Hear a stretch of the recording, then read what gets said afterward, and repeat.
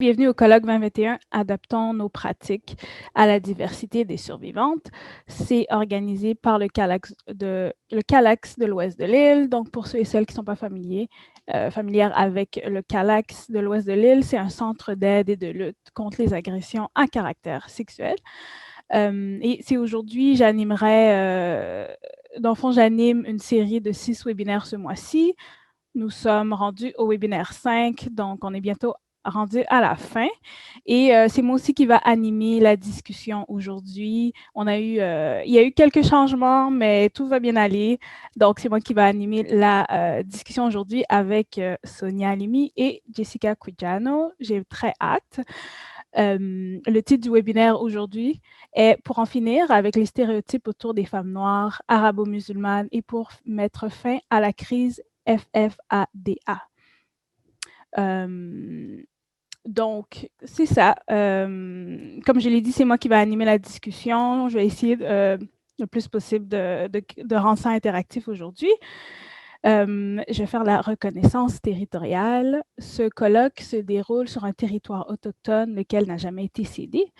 L'île appelée Montréal, connue sous le nom de Tiohtià:ke dans la langue de la nation Kanien'kehá:ka, est historiquement connue comme un lieu de rassemblement pour de nombreuses Premières Nations. En tant qu'organisme centré sur la justice sociale et le féminisme intersectionnel, on trouve ça très, très crucial, très important de reconnaître les conséquences passées et actuelles du colonialisme. On encourage tout le monde à apprendre davantage, à s'éduquer et à apprendre sur l'histoire de ces territoires et à soutenir la résistance autochtone. Donc, je trouve ça très important de faire la reconnaissance territoriale pour chaque webinaire, juste pour vraiment, parce qu'on travaille tous. Je pense que les personnes ici, la majorité des personnes ici, travaillent dans les centres communautaires ou comme intervenants ou intervenantes. Donc, c'est sûr qu'on est là pour aider les personnes, pour soutenir les personnes, mais il faut aussi toujours recentrer ce travail-là auprès des personnes autochtones. Donc, aujourd'hui, je partage toujours quelque chose, mais je voulais encourager tout le monde à être des alliés et pas juste alliés, juste le mot, mais vraiment être plus actif dans le travail de la résistance autochtone. Puis, je voulais souligner le travail du Native Women's Shelter, dont Jessica travaille, et Femmes autochtones du Québec, surtout pendant la pandémie. Il y a eu c'est sûr que tous les organismes ont eu des enjeux pendant la pandémie à s'adapter à tout ça, mais je voulais souligner le travail de ces 2 organismes qui travaillent depuis des années pour soutenir les communautés autochtones. Donc, je voudrais vous inviter à regarder ce qu'ils font. Je vais copier-coller le lien, à faire des dons, juste vraiment être là un peu plus activement, être présent un peu plus activement. Jessica Quijano est militante dans le mouvement féministe depuis 20 ans. Elle travaille dans le foyer des femmes autochtones comme coordonnatrice du projet Ishku. Le projet Ishku adresse les crises des femmes autochtones disparues, assassinées, trans et bispirituelles. Donc, bienvenue Jessica. Je suis très contente que tu sois présente aujourd'hui. Merci beaucoup. Je Thank you. t'admire beaucoup, donc j'ai très hâte à ta présentation. Je te laisse. Merci, Tara. Okay, so thank you so much. I'm going to be presenting in English, but I understand French and speak French, and so people want to ask questions at the end. I'd be more than happy to do it in whatever language you're comfortable with. So, like Tara said, I'm the coordinator at the Native Women's Shelter. I've been working there since 2017. And our project Ishku is to address the crisis of missing and murder Indigenous women and girls trans into spirit.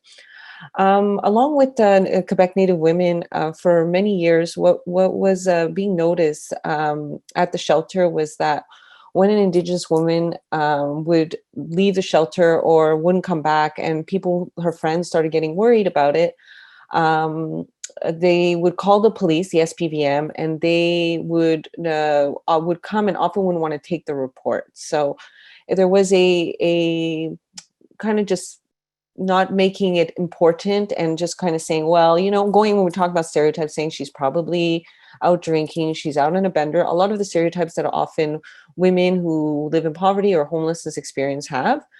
So after many, many years of trying to get funding, they came up with a coordinator position where the person, which is myself, to be an in-between in filing the police for the family or friends, to file the police report, and to as well put pressure on the police to locate the girl or woman or trans or a two-spirit individual.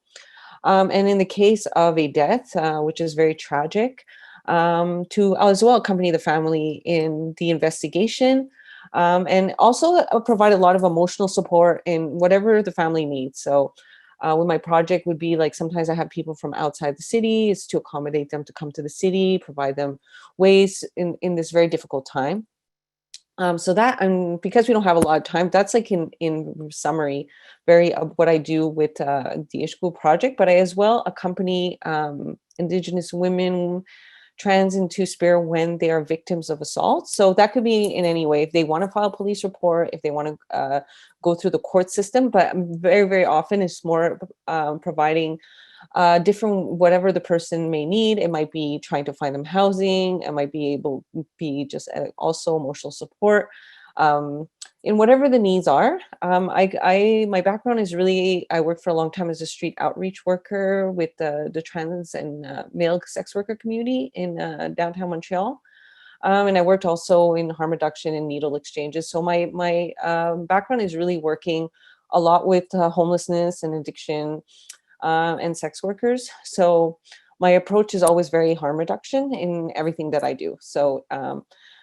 So when we talk about the MMIW G2S crisis, that's how I'm going to refer to it. It's really existed. And when we talk about how long it's existed, it's really been since the beginning of colonization. It's only maybe in recent years it's come out more in the mainstream because of the inquiry, the National Inquiry into Missing and Murdered Indigenous Women and Girls that finished on June 2nd, 2019. That there was more awareness about it. But Indigenous women have been going missing for decades. So many of the families or activists have been doing this for way longer than I have, can say that this is something they have been pushing for a very, very long time. And when we can't talk about MMIWG2S without recognizing the history of Canada here. And I would say that this crisis as well is around the world. So we have this, there's MMIWG2S in the United States, in Mexico, in Australia with the Aborigine community. So this is something that is an issue in many parts of the world. So we need to recognize that the trauma that has been created by the residential school system, the 6C scoop, and this has created a lot of displacement and intergenerational trauma, which has resulted in violence in certain communities. And I would like to I could get more into it, but I want to go through a lot of different things to be able to understand. So a lot of the time, what I see in the work that I do is that I have Indigenous women that come from all over the country. We have a predominantly Inuit community that comes to the shelter.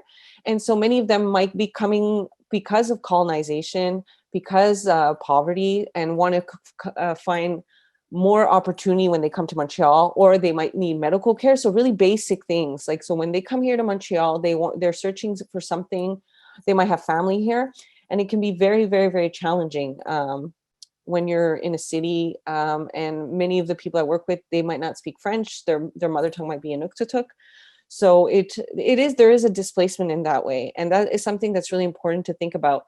The constant displacement of Indigenous, I would say people, but Indigenous women is what is contributing to the crisis today. It's also really important to understand that we are not post-colonization. Colonization is ongoing today, and Indigenous women are going missing and being murdered every day in this country, which is incredibly tragic. Like, I get notices from across the country of missing girls, very young ages, and it happens here in Montreal. And often, like, the media has historically not taken much attention to those cases, and has really presented Indigenous women in a light that makes them not their lives not as worthy as someone who's non-Indigenous. In framing, like in cases like the Tina Fontaine case is a good example, which launched the MMIW G2S inquiry. She was a 15-year-old Cree girl who was murdered in Winnipeg. She was from the Saguenay, which is a reserve off of north of Winnipeg. And, just to give you an example, during her trial in the media, there was a lot of focus on the drugs she used, the fact that she was involved in juvenile prostitution, so much that her life wasn't seen as valuable. That was more of the focus. So the media has a lot of responsibility in how they've presented this crisis and not making it as much of a concern for society to react to it, because the people that are going missing and being murdered are women who are in poverty. They might be experiencing homelessness. I'd like to as well talk about the incarceration rate. There's a strong link between women who are in and out of prison, who go missing, and who have chances of being murdered. So if you look at the statistics, like for Indigenous women across Canada, they represent about less than 3% of the population, but represent a 25% of the prison incarceration. And even in some areas of the country, up to 40%. And many of them are there for killing a partner. So the violence that they might be enduring, and if it's in self-defense, we see that there's higher incarceration rate, and there's a link between the incarceration and Indigenous women going missing and being murdered.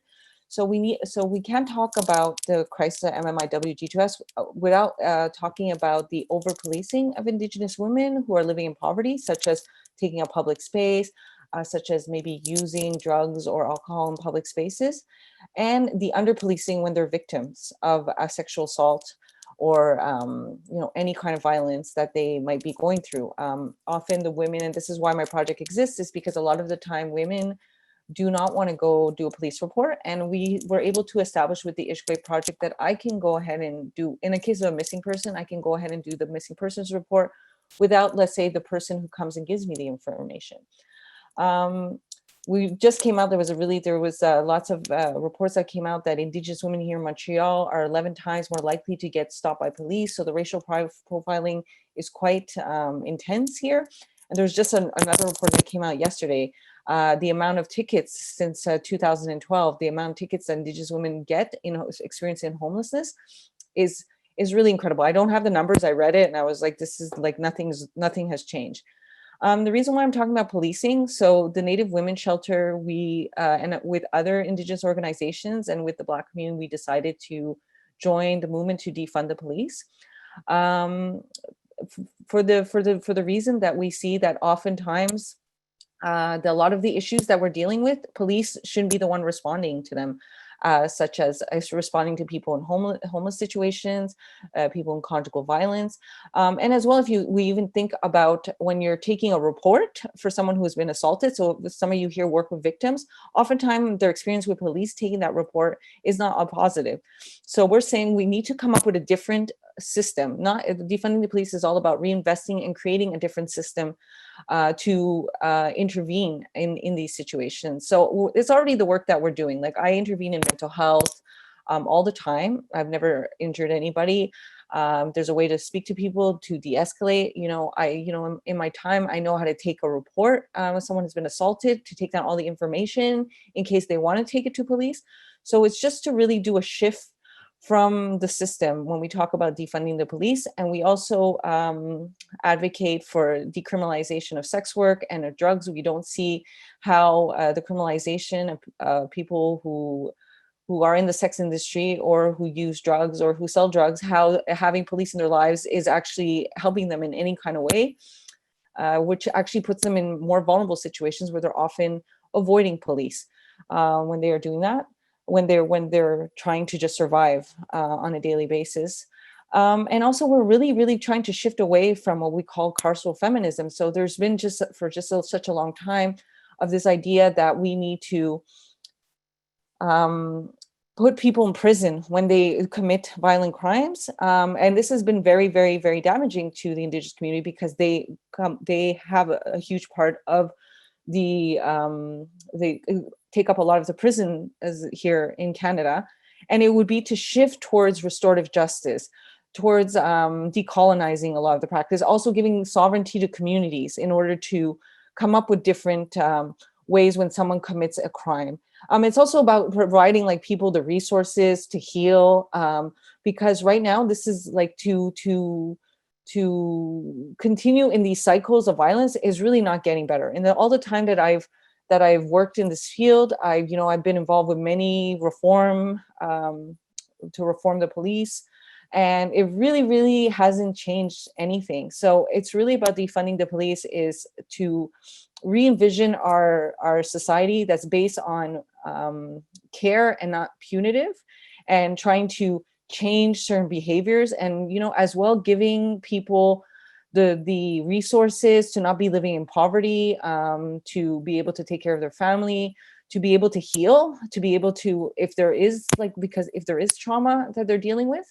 So it's really a shift completely in how we work. And so Ishkoy doesn't advocate for, as the only way for someone to seek justice is to have their perpetrator incarcerated. As we all know, it can be very complex when someone's dealing with a situation of sexual violence. It's not always, like in my experience, not always, that's not what the victim wants to do. So I think we need to have larger conversations about that. How often the feminist movement has been quite damaging to the Indigenous community, how they've advocated for incarceration. So, I mean, when we talk about concrete solutions, like right now we have the solutions. There's 231 recommendations by the MMIW G2S inquiry. It's just to put these recommendations into place. So we know why Indigenous women are going missing and being murdered. It's not that we don't have the solutions. It's, again, poverty, not having housing, not having access to culturally sensitive services. I work with here in Montreal, we don't even have an Indigenous health center. So there's so many of the solutions. So I do, if you are more interested, is to read the recommendations. There's actually recommendations that have been put here specifically for Quebec. So the idea that we don't know how to prevent Indigenous women from going missing and being murdered is completely false. We actually do have the solutions. But what we're seeing is that we're not seeing political will in order to do that. It takes money, it takes resources. It's going to take time. I mean, we're talking about, decades and decades of trauma that have been that have been put on a community. So there needs to be time to heal and to really have a different shift in how we view this issue. So that's all for me, because I don't want to take up too much of your time, and we'll be talking more.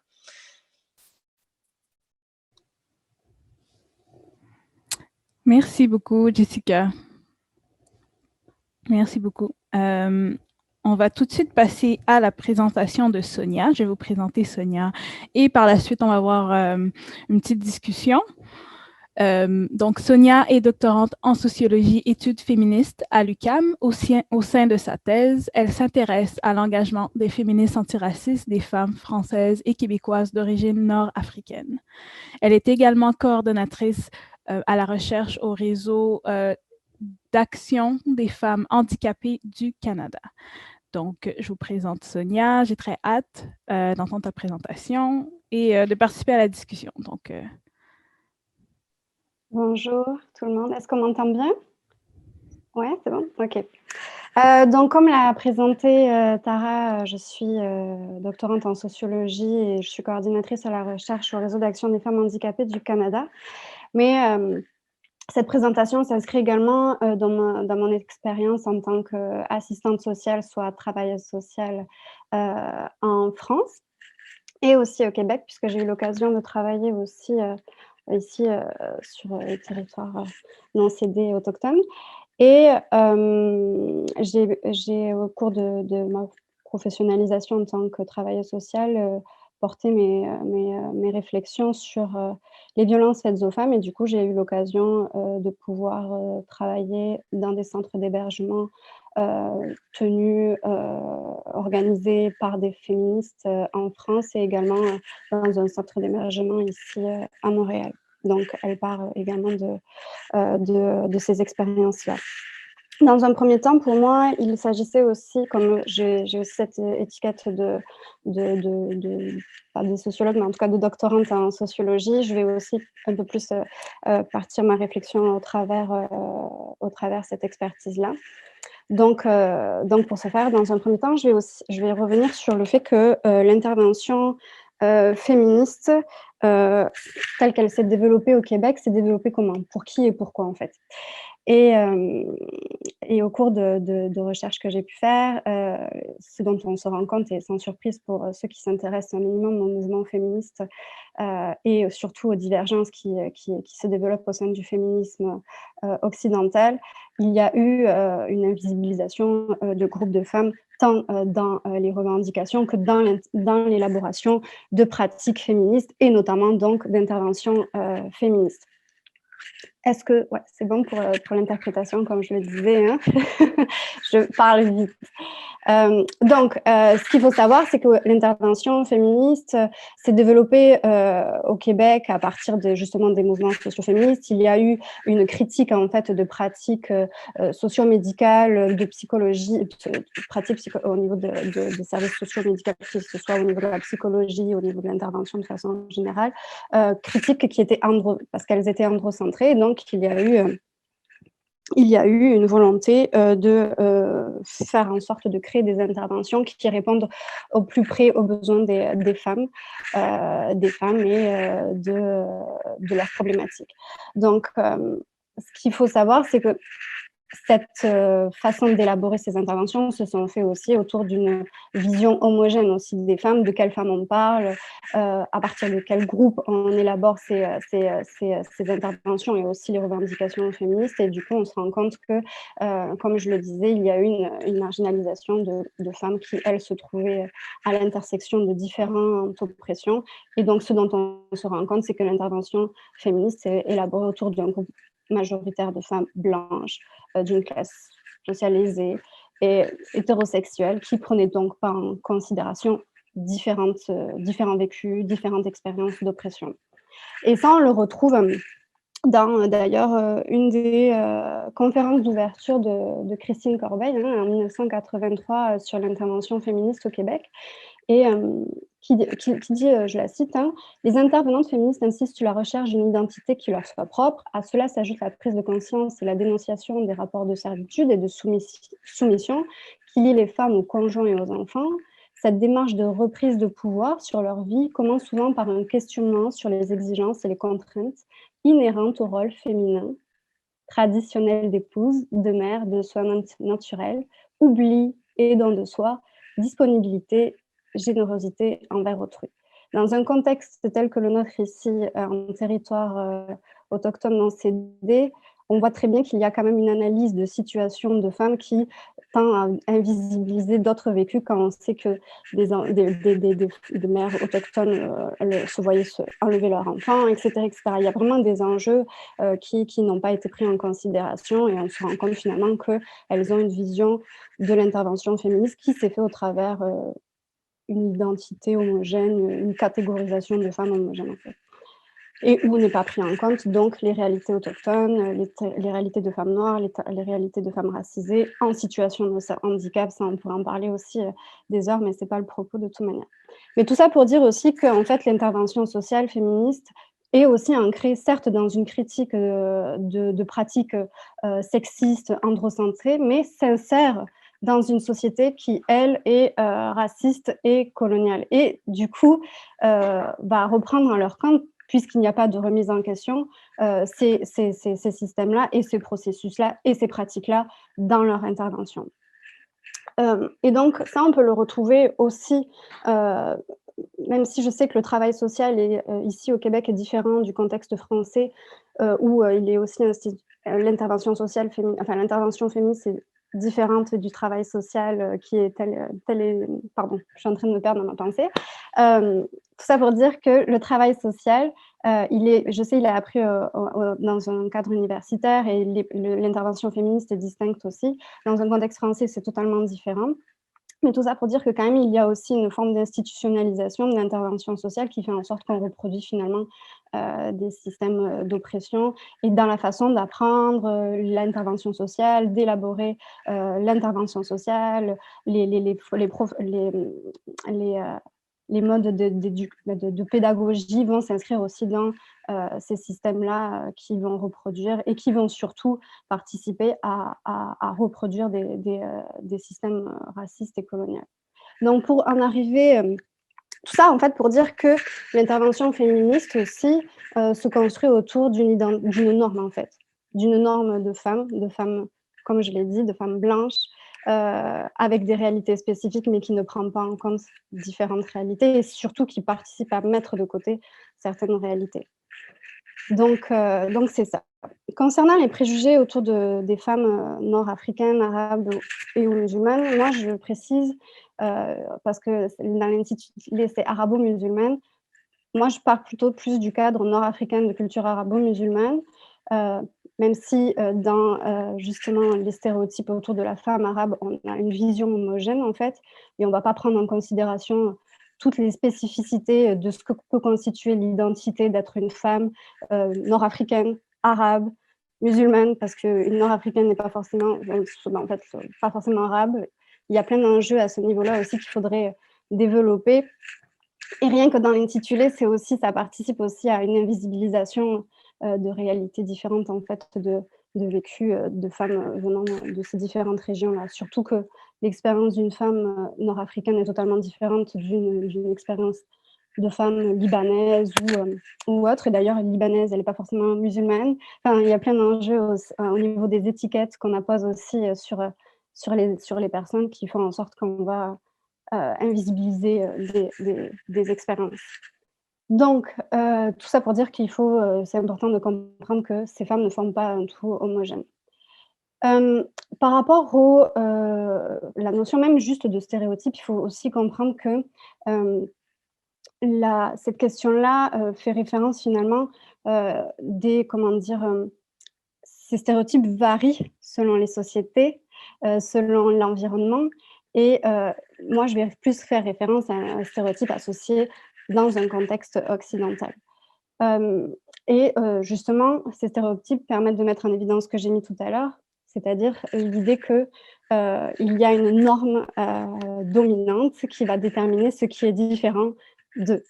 Et donc, du coup, cette norme, elle est construite autour d'une norme blanche, patriarcale, hétérosexuelle, qui va faire en sorte que les personnes qui ne correspondent pas à cette norme-là vont être apposées du signe de la différence et va finalement vouloir faire en sorte que ces personnes qui ne correspondent pas à la norme s'y conforment. Et quand elles ne s'y conforment pas, il y a tout un enjeu, plein de violences systémiques que je ne développerai pas là, mais qui font en sorte que... Et donc, encore et toujours, l'intervention sociale s'insère aussi dans cette volonté de mettre dans la norme. Donc ça, ceci étant dit, je passe maintenant clairement au sujet. Donc, le stéréotype autour des femmes nord-africaines de culture arabo-musulmane ou qu'on va dire là aujourd'hui femmes arabes, mais pour moi c'est vraiment dans ces termes-là que je m'inscris. Il faut savoir que ça a aussi une histoire. Ces stéréotypes-là, ils sont ancrés dans une histoire coloniale, raciste, notamment et particulièrement d'ailleurs en France, qui vont faire en sorte qu'ils vont aussi également se reproduire dans nos sociétés contemporaines. Donc ces stéréotypes-là sont inscrites dans ces systèmes d'oppression qui se développent intégralement en plus dans l'intervention féministe. Donc, et ça, je pourrais pas parler non plus en large de cette notion, mais c'est au niveau de l'orientalisme, et c'est cet orientalisme-là qui a fait en sorte de créer les stéréotypes qui gravitent autour des femmes nord-africaines de culture arabo-musulmane, femmes arabes. Donc, tous ces stéréotypes-là qui vont se reproduire vont quand même être véhiculés par la culture populaire. Hein. Il y a beaucoup de films qui vont faire en sorte de diffuser une image qui va mettre en avant des clichés en fait autour des femmes maghrébines. Ça va être exacerbé par également après les attentats de 2001, qui va permettre aussi de légitimer les campagnes de guerre en fait militaires en Irak et en Afghanistan autour de ces deux stéréotypes dont je vais vous faire part. Donc le premier, et ça c'est encore autre chose, mais le premier, moi, c'est quelque chose que j'ai vu beaucoup et que j'aimerais aussi spécifiquement signaler ici. Ça va être celui de la femme séductrice. La femme séductrice qui a pour unique objectif de séduire et satisfaire les désirs entre guillemets illicites des hommes orientaux et aussi occidentaux. Donc il y a vraiment tout un imaginaire qui s'est développé durant des siècles en fait via l'orientalisme sur les femmes arabes qui correspondent à celui-là. Et ça a des effets concrets dans les centres d'hébergement dans lesquels, en tout cas, j'ai pu travailler, qui fait en sorte qu'il y a aussi une idée de ces femmes très rusées, manipulatrices, qui va aussi, comment dire, que ces femmes-là, dans leur façon de vouloir demander de l'aide, vont toujours être dans une volonté d'avoir accès à des dispositifs sociaux qui leur permettront de pouvoir, je ne sais pas, profiter du système, etc., etc. Il y a aussi beaucoup d'idées que pendant qu'elles sont dans les centres d'hébergement, elles vont voir leurs compagnons, qu'il y a comme une espèce de négociation pour en faire, en fait, profiter tout simplement du système. Et cette notion de femme rusée séductrice a vraiment un ancrage historique en fait de stéréotypes qui s'est créé en fait et qui vient justement de l'empreinte orientaliste, en tout cas de l'imaginaire orientaliste qui s'est créé autour de la femme arabe. La seconde, là je vais vite, ouais. Donc la seconde, c'est l'idée de la femme ignorante, opprimée par sa culture d'origine, par sa religion, où le port du voile est le symbole ultime en fait de son oppression, la preuve même de sa servitude. Et ça, c'est l'un des stigmas les plus importants, surtout à l'heure actuelle, quand on voit tout ce qui est mis en place pour empêcher les femmes qui font le choix de porter le voile de le porter. Et puis en même temps aussi, et c'est là que c'est très intéressant, et ce qui va avoir aussi beaucoup d'effets concrets dans l'intervention sociale, c'est que les stéréotypes qui sont associés aux femmes arabes et aux femmes nord-africaines de culture arabo-musulmane, et qu'il est associé aussi aux stéréotypes des hommes de cette même communauté, et qui vont servir à alimenter ces stéréotypes des hommes de leur même communauté. Notamment sur la violence des hommes arabes, sur l'idée qu'ils sont plus traditionnalistes, plus archaïques dans leur façon de penser, puis finalement une dénonciation aussi d'une société d'origine qui serait moins évoluée que celle de l'Occident. Et du coup, dans l'intervention sociale, ça va avoir l'effet que l'intervention féministe qui ne se pose pas ces questions-là, ça va avoir l'effet de vouloir imposer une norme d'être femme, une norme de ne pas aussi prendre en considération la parole des femmes quand elles sont aussi à l'écoute de leur spiritualité, par exemple. Chose que j'ai aussi oublié de dire dans la première partie, c'est qu'aussi l'intervention féministe et le mouvement féministe, c'est construit et à juste titre, c'est pas quelque chose que je critique, mais qui, du coup, ça a des effets concrets aussi dans l'intervention féministe qui se développe auprès de femmes qui, par exemple, ont une spiritualité importante, qui vont porter le voile, etc., etc. Donc ça, c'est un cliché qui va avoir des effets importants. Moi, je l'ai vu quand je travaillais, là, c'était plus dans un contexte français, où il y avait tout un imaginaire autour de la question du voile et surtout qui t'a forcé à porter le voile.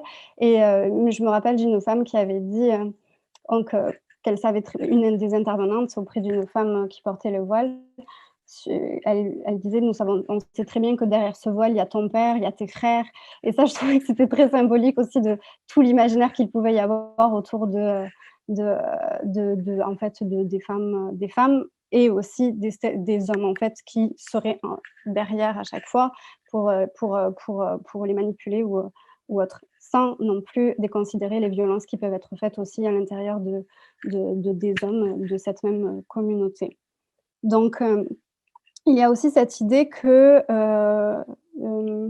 une surprise aussi quand ces femmes-là, vont, avoir une liberté qui seront, aussi, qui sortent un peu des cadres imaginaires justement que l'on associe aux femmes arabes et aussi du coup qui vont, se poser la question de savoir comment cela se fait. Il y a toujours toute une interrogation, une exotisation aussi, autour de leur, réalité qui font en sorte que les femmes aussi qui sont, re qui bénéficient en tout cas de l'intervention vont pas du tout développer une confiance et puis vont être aussi à l'écoute du fait que peu importe les paroles qu'elles vont dire ou faire, elles resteront vues comprises au travers cet imaginaire-là et le lien de confiance sera finalement, sera pas du tout, fort et pouvoir créer vraiment une relation de confiance qui pourra mener à un changement beaucoup plus concret. Donc c'est ça, mais aussi, il y a un autre enjeu que j'aimerais bien aborder, durant la discussion, c'est quand, il y a aussi, un peu cette idée que les femmes reçues sont majoritairement des femmes racisées, autochtones noires et les femmes qui seraient les intervenantes des femmes blanches. Même moi, dans ma présentation, c'est comme ça aussi que j'ai mis en place pour justement démontrer les critiques qu'il y avait à faire. Mais il y a aussi, il faut aussi déconstruire cette façon de vouloir concevoir l'intervention sociale qui se dit et qui se fait justement autour d'une norme blanche où ce serait majoritairement des femmes blanches intervenantes, féministes ou en tout cas qui feraient des interventions auprès de femmes, bénéficiaires du service, racisées, autochtones, noires.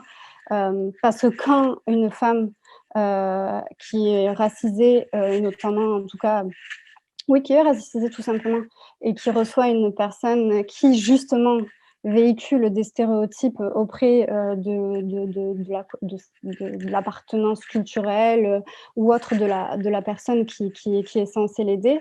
On se rend compte et ça, il y a une étude qui a été faite, en 2015, auprès de femmes racisées qui étaient des intervenantes sociales.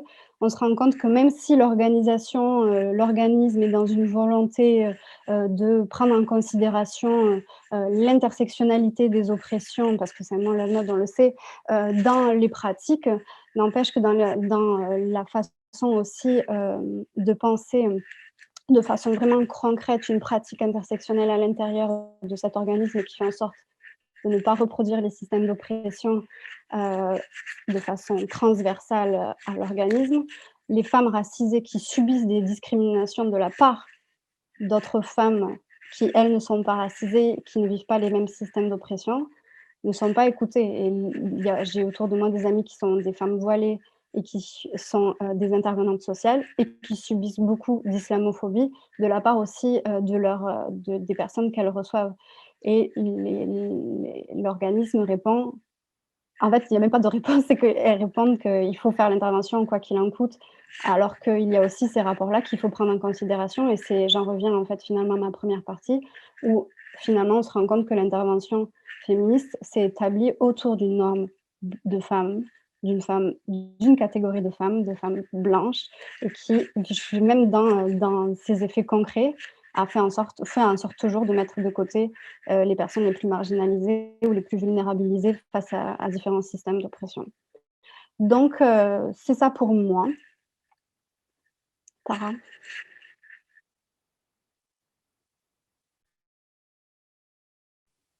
Oui, je suis là. Ben, merci beaucoup, Sonia. C'est très enrichissant. J'apprécie énormément vos deux présentations. Ah oui, dans le fond, ce que je voulais dire, c'était, avant de passer à la période de discussion, nous trois, ce que je voulais dire, c'était que ce webinaire-là était très important pour moi de le faire puisque j'ai donné plusieurs formations dans le cadre de mon travail au CALAC sur les femmes racisées, les femmes autochtones, les femmes noires et les personnes ayant des statuts précaires aussi. Et dans le fond, le feedback que j'ai eu et les commentaires que j'ai eu lorsque je donnais les formations, c'était un peu ce que vous avez expliqué, en fait. Lorsque vous avez expliqué comme les stéréotypes qu'on peut voir autour de ces communautés-là. En fait, c'est ça qui ressortait des intervenantes lorsque j'offrais cette formation. Donc, c'est pour ça que ce webinaire-là était très important pour moi, parce que je pense qu'il y a un travail de déconstruire tout ça.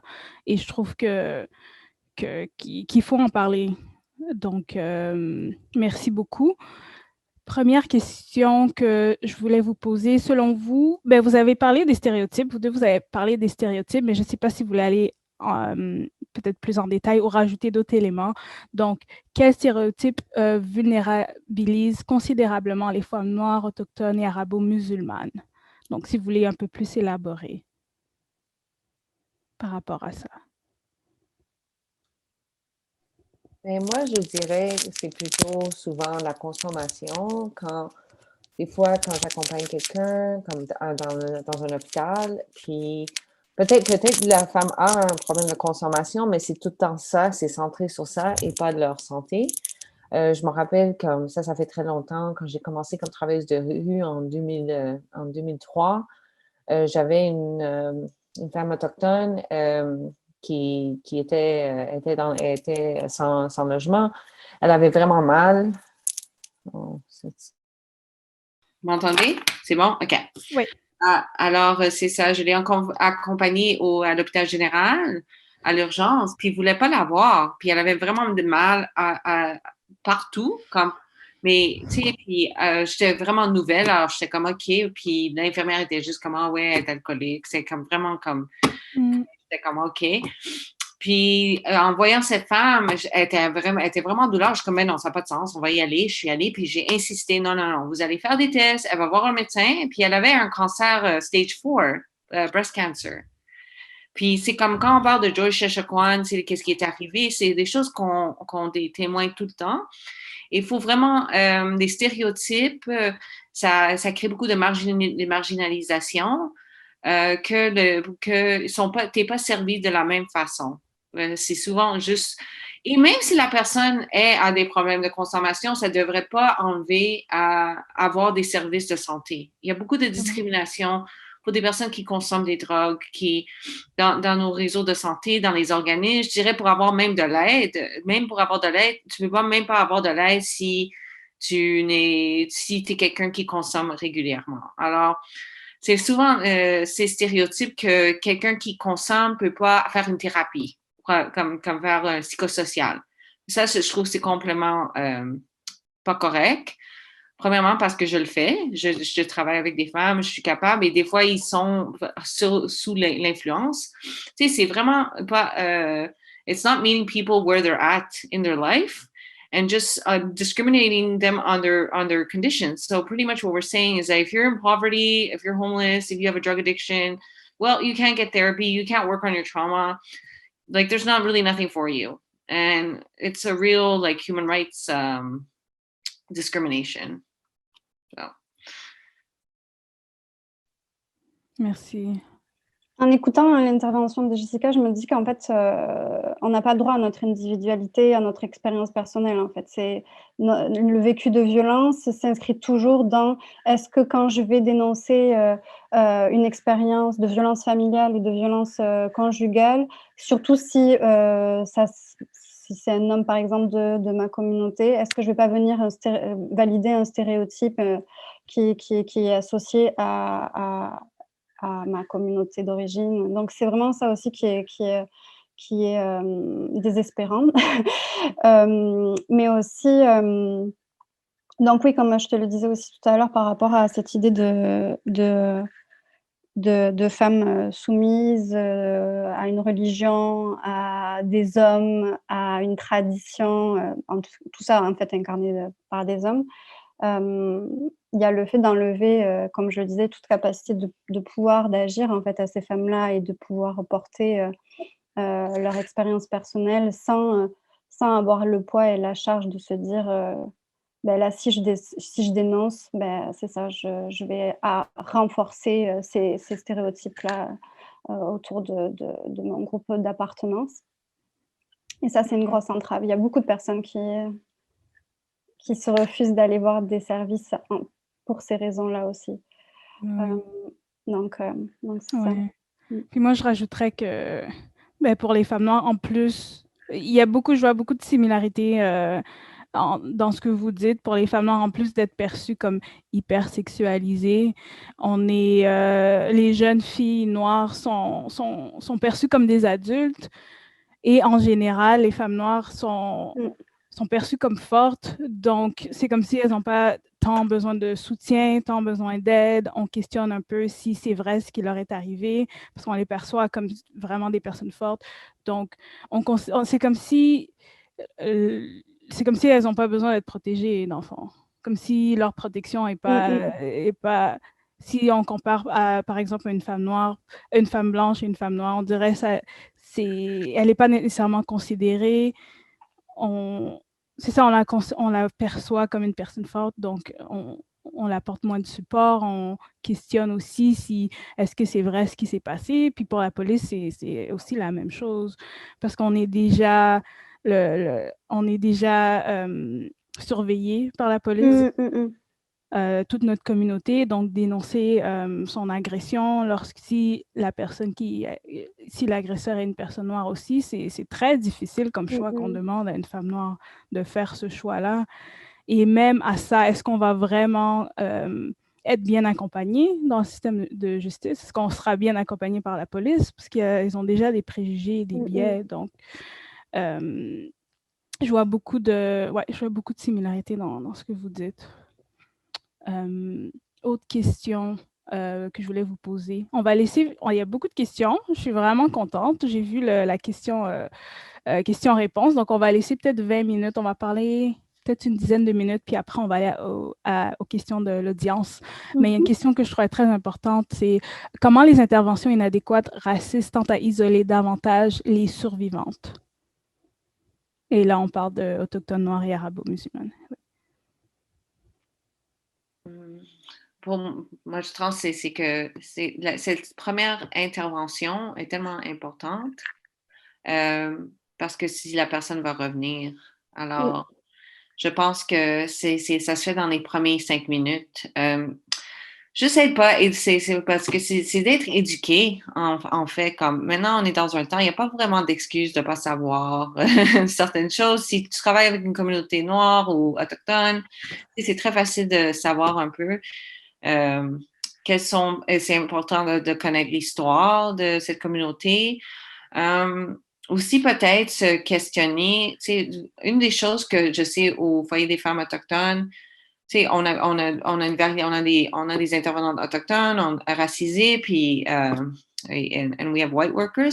Mais des fois, comme les femmes, ils ne veulent pas aller parler aux femmes blanches. Et je pense que, et c'est pas qu'ils sont pas bonnes, elles sont excellentes et tout, mais ils se sentent pas à l'aise. Et je pense que c'est avoir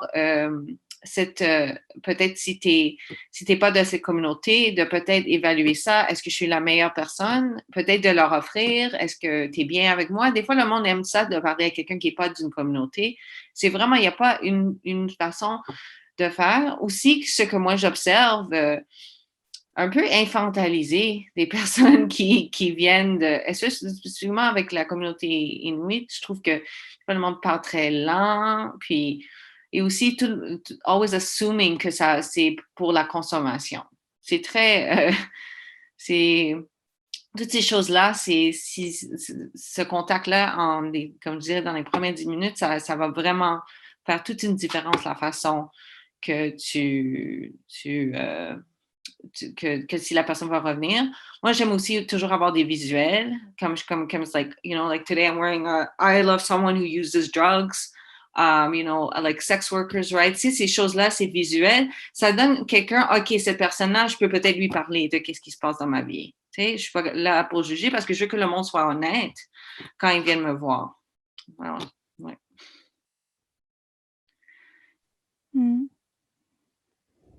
Et pour toi, Sonia, oui. Oui, comment les... Oui. Surtout sur la notion d'accueil, c'est quand même assez important. Je me souviens qu'il y avait beaucoup de femmes qui ne revenaient pas justement par rapport à des comportements et surtout au niveau de l'infantilisation, de savoir,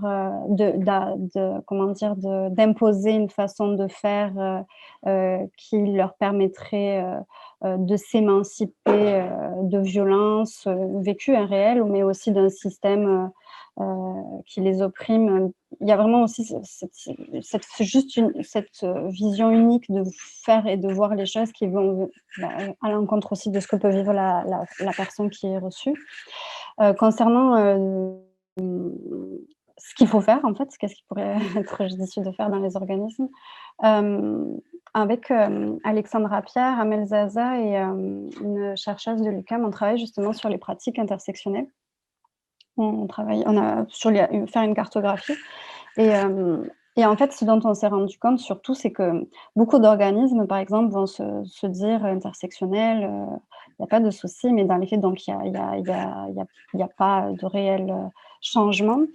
Et en fait, donc la principale chose qu'il faudrait, et qu'on estime qu'il faudrait qu'elle soit faite, en fait, c'est de prendre du temps, de se former, de prendre réellement du temps. C'est pas juste en disant je suis intersectionnelle ou que je m'appelle, que je suis féministe intersectionnelle et que j'ai pas consulté les groupes qui font pour et par d'ailleurs, justement pour avoir une intervention qui soit au plus près des besoins des femmes selon leur vécu spécifique.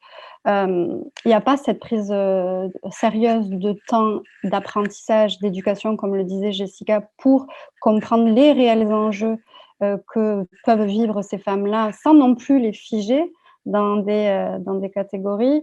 Je trouve que ça, c'est quelque chose de très, très important parce que sinon, on va juste se dire qu'on va accueillir, entre guillemets, de la diversité, etc., mais en même temps, si tu ne connais pas réellement leur vécu et surtout à partir de ce qu'elles en disent, c'est ça qui va faire en sorte que ça va limiter la façon d'intervenir auprès de ces femmes-là. Et puis l'une des choses les plus importantes qui, à mon sens, fait partie aussi d'une approche féministe, c'est la remise en question. La remise en question de sa pratique quotidienne. Ça fait partie, le savoir et la pratique féministe s'inscrit dans une critique des systèmes. Donc, et ces systèmes-là se reproduisent de façon sans cesse. On l'a vu avec la colonisation, on l'a vu avec d'autres. Tout ça se réactualise. Donc, il y a une nécessité d'une remise en question quotidienne. Et si une femme, à un moment donné, qui est reçue, nous dit que là, dans cette relation, elle sent un rapport d'autorité, elle ne se sent pas comprise, ben, l'entendre et surtout le considérer pour ensuite travailler sur sa pratique et au niveau aussi de l'organisation générale. Mais ça, c'est d'autres enjeux. Merci beaucoup. Merci beaucoup pour ces interventions-là. Moi, je rajouterais je trouve que les effets néfastes d'une intervention qui est inadéquate ou raciste, je trouve que ça... les femmes vont juste simplement pas revenir. Si c'est inadéquat, si c'est raciste, si elles ne se sentent pas confortables, elle ne va juste pas revenir. Elle ne va juste pas vouloir recevoir ce type de service-là. Et je trouve que ce que ça fait également, c'est que s'il y a une ou un intervenant qui a ces préjugés-là, ces biais-là, moi, je trouve l'effet néfaste, c'est qu'elle peut transférer aussi ces idées-là auprès de cette personne-là. Et je trouve ça, c'est très néfaste parce que ce qui arrive, c'est que cette personne-là peut aussi comme critiquer sa propre communauté, avoir ses propres préjugés-là, puis le transfert se fait. Et moi, je trouve ça très, très néfaste et très dangereux. J'adore le point que vous avez dit, genre qu'il faut se former, mais ouais, prendre le temps de se former, mais aussi prendre le temps de déconstruire tous ces biais, ces préjugés-là, ces idées racistes. Puis ça peut être confrontant, hein. Je comprends, ça peut être quelque chose qui est confrontant, mais le but, c'est d'offrir, de soutenir ces survivantes-là de manière adéquate, de respecter leurs choix, leur vécu. Donc, il faut faire ce travail-là. Et c'est sûr que j'aime pas le mot diversité, c'est pas mon préféré, mais si l'équipe est diversifiée, si la personne aussi peut se voir à travers l'équipe de travail, ou du moins, parce que des fois, il y a certaines femmes qui veulent pas que l'intervenante vienne de sa propre communauté, ce qui est qui est tout à fait correct. Mais le fait aussi de voir l'équipe et de voir que c'est diversifié, c'est inclusif aussi, ça peut réconforter la personne. Donc, c'est ça que je voulais dire. Et de ne pas le prendre personnel aussi. Comme c'est très confrontant, mais il ne faut pas le prendre personnel parce que le but, c'est d'aider, de soutenir ces survivantes-là. Donc, c'est ça que je voulais dire. On va aller à la période des questions. Je vais arrêter puisqu'il reste 20 minutes, je vais arrêter l'enregistrement puisque la période des questions ne sera pas enregistrée.